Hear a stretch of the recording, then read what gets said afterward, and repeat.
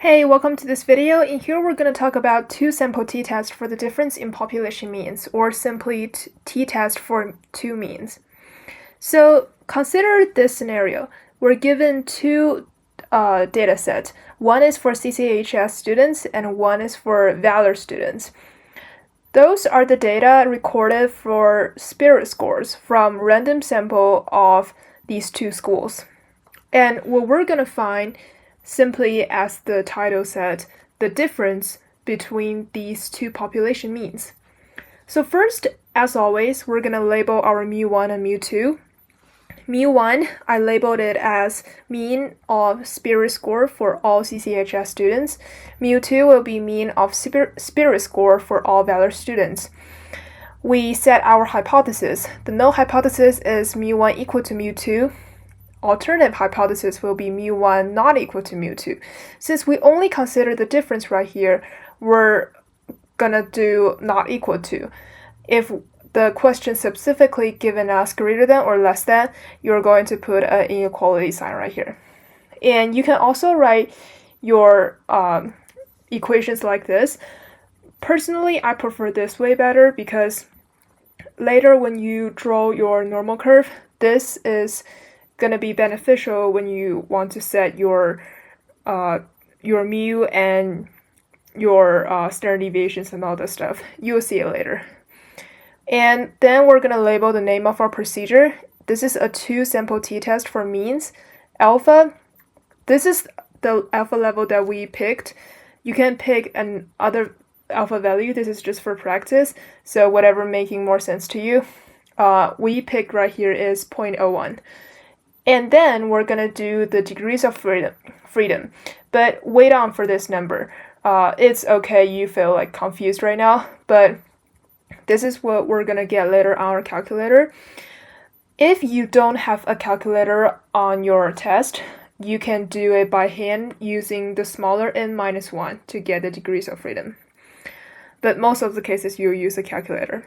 And then check the conditions. First, two independent simple random samples. You have to say independent. Is it the 10% rule met? Well, more than 120 CCHS students and more than 120 Valor students, and they're all met. So we can set our standard error equation, but hold on to this equation later because we're going to do more to it. And then take a look at the box plots. You're going to enter all of those data in your calculator and hit create box plot. You will get this box plot.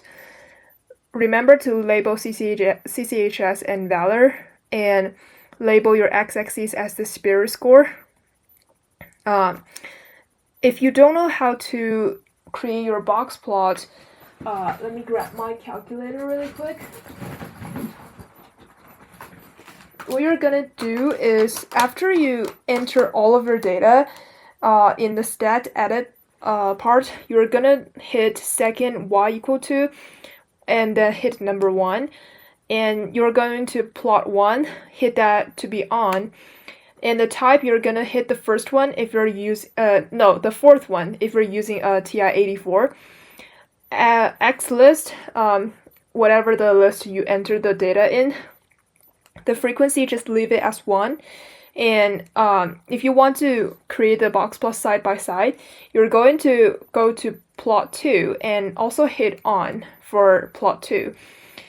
And same thing, go into the fourth one, which is the box plot, and enter the number of your X list. And then hit zoom 9, you're going to get your created box plot. And we're going to interpret the box plot. Both ends are small. They're all equal to 12. And Valor data are symmetric with no outliers, but CCHS data, right here you can see, are skew left. Therefore, we say T-model is questionable. But even though it's questionable, we're still going to use it. The only difference is we're going to draw our conclusion again or mention it in our conclusion part, which is the very end. Then we're gonna draw our normal curve. All of those data you're gonna get from your calculator. So what you're gonna do is hit stat. Hit stat and go into tests.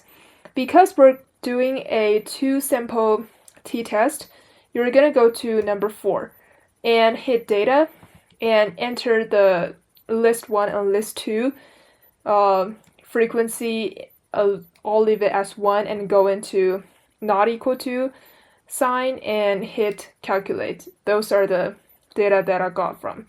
If you want to hit draw, you can get a curve, normal curve, that how it looks like for this data set.